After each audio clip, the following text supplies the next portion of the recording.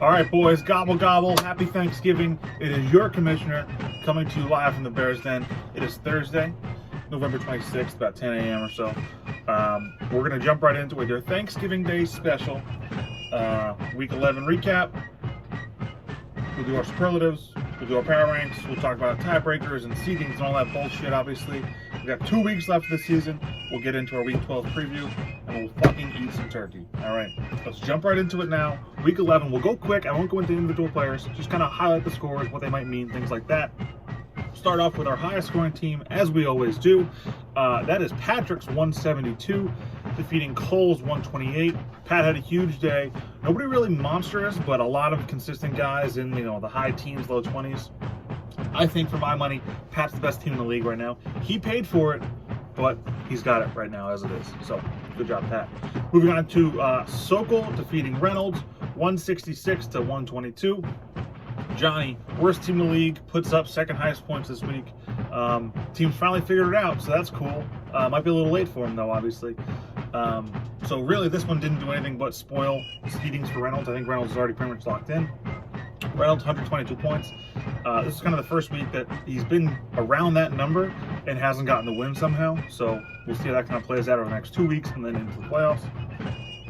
Next up, we have Jack, 163, defeating your commissioners, 134.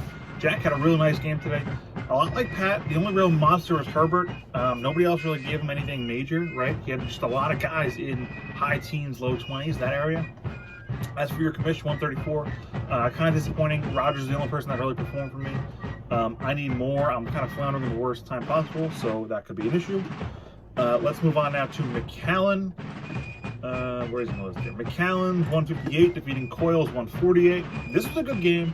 I wouldn't be opposed to seeing this again in the playoffs at some point. We'll get into that a little bit later, but Dan had a big win at the right time. 158 points is nothing to joke about. All right. On Connor's side, I think Connor's probably okay.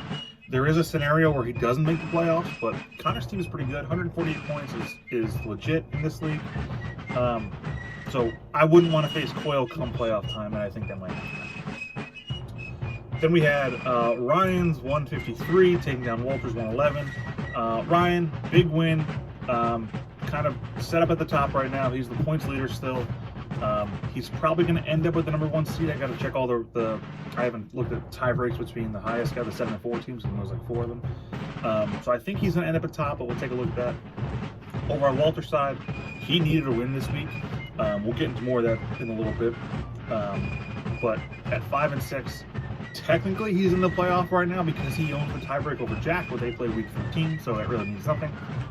So he could have used the win, but it is what it is. It doesn't really matter. Finally, our last one is Jensen taking down TJ. This one had a lot of implications throughout the rest of the league. All right, if Jensen lost this and moved to 5 and 6, he would have been tied with like 3 other people. The whole tie breaks and all that shit would have been all changed up. So he pulled out here with that touchdown. Was it a touchdown? Right down the end by Chris Godwin at the end of that game on Monday night. So we were all kind of invested in this. I honestly thought TJ was going to win it. It was close for a while. It was the closest projections I've seen. I think it was like 0.02 of a point were difference in those screenshots that we sent. So this was a good game. TJ, I think he's technically still alive, but I don't think it's going to happen for him. So he needs like 3 teams to tie, and that's just not good. So better look next year. But Jensen still in it. Probably looking at like a 7 or 8 seed right now, but that could all change depending on a couple different tiebreaks. There is a scenario where he doesn't make the playoffs. Is what it is. All right. Let's jump right into our superlatives here. We're going to first start off with Cole, who's going to give us our double dip of the week. Double dipped? What are you talking about? You dipped the chip, you took a bite, and you dipped again. Colts quarterback Jared Goff finished with 39 completions, 376 yards, and 3 touchdowns, totaling 31.04 points. Rams receiver Robert Woods finished with 12 catches, 130 yards, and a touchdown, totaling 27.6 points. Together, that gave him 58.64 points. That's good for about half of what he scored as a team. He scored 128. So half of Cole's points came from those 2 players right there. That's your double dip. And your MVP. Only vegan pizza every is going to go to Jack's quarterback, Justin Herbert. He finished with 37 completions, 366 yards, 3 touchdowns, plus he had 11 yards on the ground, totaling 36.74 points, and a big win for Jack this week against your commissioner. All right, let's move on now to our everybody's favorite segment of the week. It is your Week 11 Power Ranks. No change at the top here. McAllen, Ryan, that is.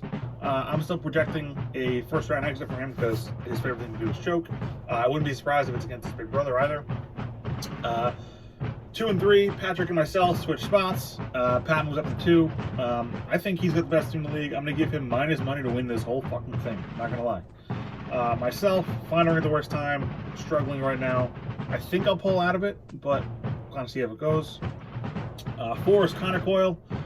He lost this week, but it was a good loss. He put up 148 points. He would have beat most teams in the league that lost. So, you know, it's a loss, but a good loss, right? Reynolds at 5 drops a spot after the loss. He's still 7-4, right? He's still got that record. But is that record really just because he plays Skylar Vox every day, who's the worst team in the league, the worst division in the league? I don't know. Jensen at 6, pulled it out this week. Like a nail biter, like we talked about. He's not out of the woods yet, but I think he'll be all right. Jack 7, huge win this week. Kind of needed it. Big statement. 8 is Cole. I don't feel good about Cole this year anymore. 9 we got Walter. Didn't move. Technically Walter's in the playoff right now over Jack. He owns that tiebreaker. They play again week 13 though, and Dan's kind of lurking behind him. At number 10, Dan owns the tiebreak over Walt.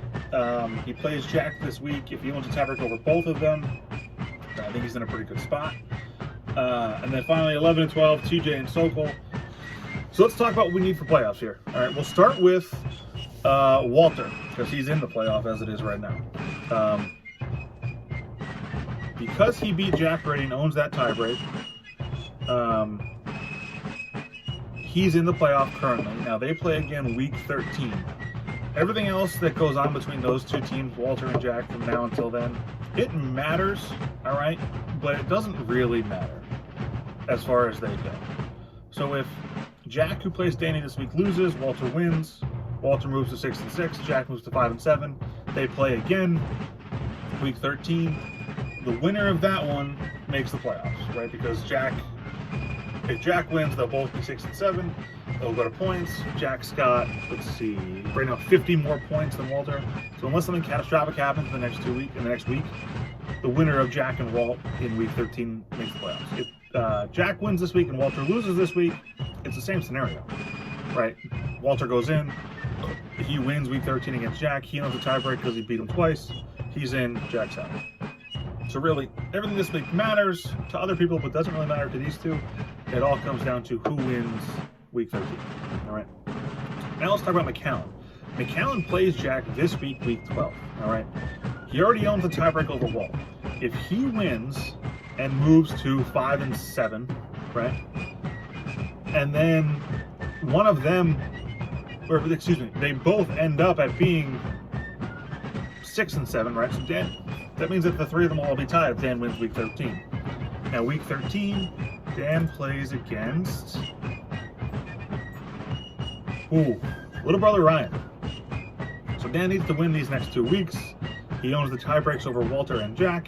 He's in the playoff, not them. I think it's pretty possible, to be honest. But we'll see. There are scenarios where Danny wins this week, loses next week, depending on a couple other guys in the league. But, you know, that's what it comes down to. Danny, I would say just win both weeks and he'll be fine. As for the other 3 guys, Coyle, Cole, Jensen, week 12.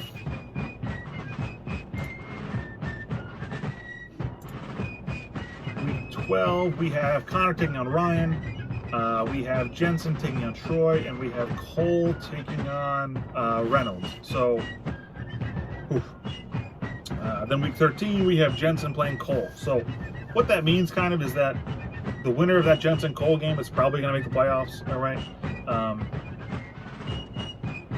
Because they'll end up at the worst, right, 7 and 6, and that'll do it for this league.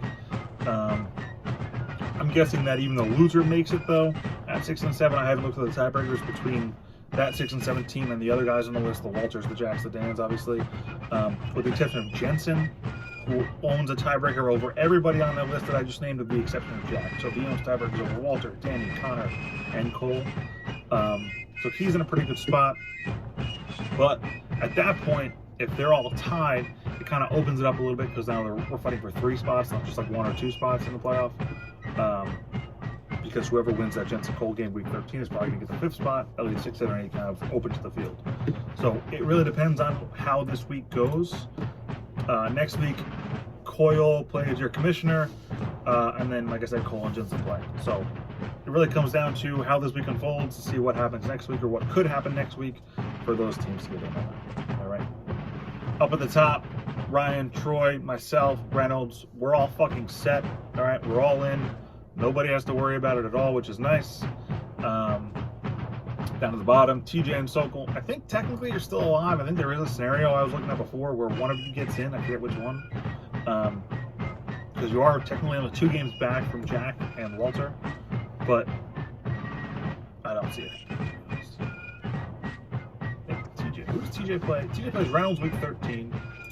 And TJ plays Sokol this week. I'm going to look at that. TJ, you might have a backdoor chance of getting in somehow. No, you don't, actually, because that would still only put you at 5 and 8. And one of Jack or Walter are going to be 6 and 7 at least, because they play each other weekly. So yeah, TJ, you're out. Sokol, you play TJ next week. This week, let's say you win that. Next week, you play... Next week, you play Pat. You move to 5 and... No, you can't either. So never mind, you guys are out. Sorry, better luck next year. Everybody else still in, still has a shot.